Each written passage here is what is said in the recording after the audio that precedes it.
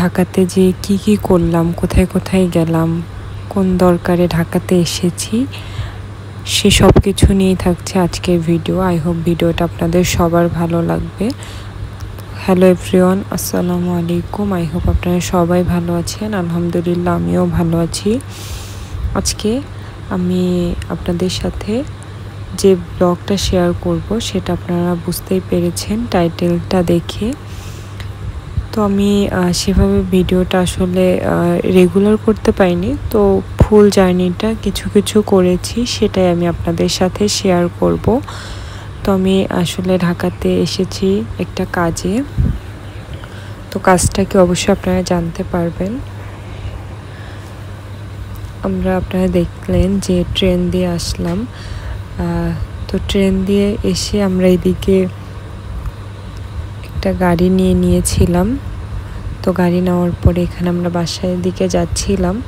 রাস্তাটা অনেক বেশি ফাঁকা ছিল, বেশি একটা জ্যাম ছিল না, কারণ ওই দিনটা আসলে ছুটির দিন ছিল, যার কারণে খুব বেশি জ্যাম ছিল না। নয়তো ঢাকাতে আসলেই জ্যামের কারণে ভালোই লাগে না। দেখা যায় কোথাও যাইতে নিলে এরকমই হয়, দেখা যায় যে জ্যামে বসে থাকতেই আসলে বিরক্ত হয়ে যায়, কিন্তু ওরকম আসলে জ্যাম ছিল না। তো এই কারণে আমরা খুব তাড়াতাড়ি আসতে পেরেছি। আমরা আমাদের বাসা থেকে ট্রেনে উঠেছিলাম 9:20 আমরা চলে গিয়েছিলাম ঢাকাতে 1:30টার দিকে। তো আমাদের যেতে অলমোস্ট 6 ঘন্টা বা এর একটু বেশি টাইম লেগেছে, আর এদিক থেকে বাসায় আসতে আর কিছুটা টাইম লেগেছে। আর আমরা এখানে অল্প একটু জ্যামে পড়েছিলাম, বসেছিলাম। দেখেন দূরে অনেক সুন্দর একটা রিক্সা দেখছিলাম, রিক্সাটা অনেক বেশি সুন্দর ছিল। আর এই যে আমি ট্রাভেল করে দেখেন আমার অবস্থা একদম খারাপ হয়ে গিয়েছে। আমি এখানে এদিকে ওদিকে তাকিয়ে দেখছিলাম। তো আসলে আমি পরে বাসায় এসে ফ্রেশ হয়ে আর ভিডিওটা কন্টিনিউ করতে পারিনি। তো এখানে আমরা সন্ধ্যার দিকে একটু বের হচ্ছিলাম, আমি আমার একটা কাজের জন্য বের হচ্ছিলাম।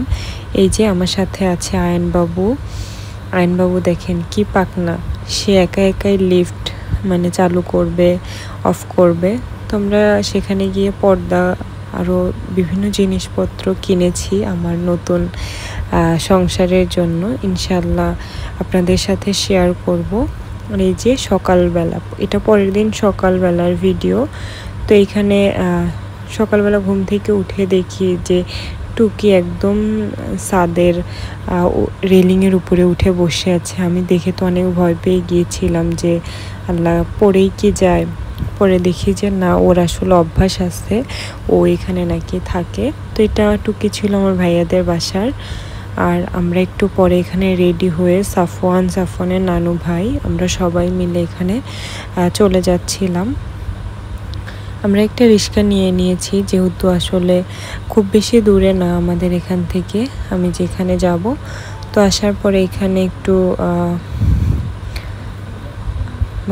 মিরর দেখলে আসলে একটু মনে চায় যে একটু দেখি নিজে কীরকম। আসলে পরে আসলে ওইভাবে ভিডিও করে দেওয়ার মতো কেউ ছিল না, যার কারণে এখানে আমি একটু ভিডিও করে নিচ্ছিলাম। আর একটু এখানে ওয়েট করছিলাম যে কাজের জন্য এসেছি সেখানে আসলে অনেক বেশি ছিল। আমার অ্যাপয়েন্টমেন্ট ছিল 11টার দিকে, তো আসা একটু আগে হয়ে গিয়েছে, যেহেতু ঢাকা শহর দেখা যায় যে জ্যাম থাকবে, যার কারণে একটু আগে এসে পড়েছি। তারপর কাজ মোটামুটি হয়েছে। এদিক থেকে আমরা সবাই ছিল, কাজ শেষ করে আমরা এই যে একটু খাবার খাওয়ার জন্য এদিকে আসলাম। এখানে প্রচণ্ড ক্ষুধা লেগেছিল, যে মনে হচ্ছিল যে হাঁটতেই পারবো না, এরকম মনে হচ্ছিল। পরে আমি আর আমার সাথে আমার আব্বা ছিল এবং আমার ছেলে ছিল। তো আমরা সবাই মিলে এখানে বসে টেস্টি ট্রিটে এখানে আমরা খাচ্ছিলাম। তো খাবার আমি অর্ডার দিয়েছি, খাবার অর্ডার দেওয়ার পরে আমি এদিকে দেখছিলাম, এটা আমার ভাইয়ার দোকানের পাশেই ছিল। তো এখানে অনেক আসা হয়েছে, খাওয়া হয়েছে। এই দোকানটার স্পেশালি মোমোসটা অনেক বেশি মজা লাগে খেতে। তো দোকানটা ছোটোর মধ্যে বেশ ভালোই সুন্দর, দেখা যায় বেশি একটা স্পেস নেই দোকানটার মধ্যে, কিন্তু মানে ভালো আছে এটার ফুড কোয়ালিটি, মানে ভালো আছে আর কি। দেখা যায় বাইরেরটা তো আনহেলদি, আর এটা হেলদি ওয়েতে ওনারা মেক করে। আর এখানে আমি একটা ড্রিঙ্ক নিচ্ছিলাম, তো ড্রিঙ্কটা আমি এখানে নেওয়ার পরে যে দেখেন আমি এনে এখানে রাখবো, আর সাফওয়ানের তো এখন যুদ্ধ শুরু হয়ে যাবে, সেইটা ধরার জন্য, মানে এটা অনেক ঠান্ডা ছিল, সেটা ধরার জন্য অনেক মানে যুদ্ধ করছিল। তো পরে আমি ওকে একটু কাছে আগিয়ে দিলাম যে নাও তুমি খেলো। তো এই যে আমি আপনাদেরকে পুরো দোকানটা শো করছি, আপনারা দেখেন এটা অনেক বেশি মানে ছোট ছিল, কিন্তু অনেক বেশি জিনিস থাকে। তো আমরা যেখানে বসেছিলাম এই জায়গাটায় দুটো সিট ছিল, এখানে যে আমরা খাবার নিয়েছি। এখানে আমি নিয়েছি এটা মিনি পিৎজা। তো পিৎজাটা মোটামুটি ভালো ছিল, আমার কাছে এটাই বেশি ভালো লেগেছে। আরও একটা নিয়েছিলাম, যেহেতু আমরা মানুষ দুজন ছিলাম, তো সাফওয়ান তো সব কিছু নিয়ে অনেক বেশি টানাটানি শুরু করে দিয়েছিল, এই জন্য আমি খাচ্ছিলাম, আর সাফওয়ানের নানু ভাই সাফওয়ানকে রাখছিল। তো অনেক বেশি আসলে কষ্ট হয়ে যাচ্ছিল, দেখা যায় আগে তো কোথাও গেলে সুন্দর করে খেতাম। আর এই যে এখানে একটা নিয়েছি,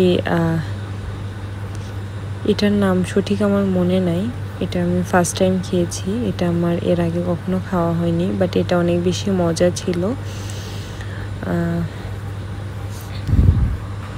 তো আমি এখানে এখন সাফওয়ান আমার দিকে তাকিয়েছিল, এই জন্য আমি এখন সাইড থেকে একটুখানি খুলে সাফওয়ানের হাতে দিলাম। দেখেন ও আমাদের খাইতে দেখে ও খুব বেশি খাবার মুখে দেয় না, কিন্তু ইদানিং তার একটা অভ্যাস হয়েছে, সে খাবার মুখে দিতে চায়। দেখেন মাশাআল্লাহ সে সুন্দর করে আসলে মুখে নেওয়া ট্রাই করছিল, মানে 3-4টা টান দিলে সে একটুতে মানে পারছিল আর কি। আজকে যেহেতু আমরা বাসা থেকে গিয়েছিলাম 10টার দিকে, আর বাসায় আস্তে আস্তে তাও প্রায় 2টা-1:30টার মতো হয়ে গিয়েছিল। তো এতক্ষণ সাফওয়ানকে দেখা গেছে যে কোনো কিছুই খাওয়াইতে পারি নাই, শুধু একটা কলা মানে খাওয়াইছিলাম। সাফওয়ান কলা অনেক পছন্দ করে, ওকে নিয়ে আসলে কোথাও গেলে খুব বেশি সমস্যা হয় না, যেহেতু কলা খায়। তো এই যে আমরা এখানে আরও কিছু পার্সেল নিয়ে নিলাম। তো আইনবাবু আনায়া ওরা বাসায় আছে, আমার ভাইয়ের ছেলে মেয়ে, তো ওদের জন্য এখানে আমরা কিছুটা পার্সেল নিয়ে নিলাম। আমরা খাওয়া দাওয়া শেষ করে তারপর দোকান থেকে বের হয়ে সোজা এটার পাশেই যেহেতু ভাইয়ার দোকান ছিল, তো ভাইয়ার দোকানে যে চলে আসলাম। এসে আমি আপনাদের সাথে একটু শেয়ার করছি, আমি একটা জিনিসেরও আসলে ওইভাবে নাম জানি না।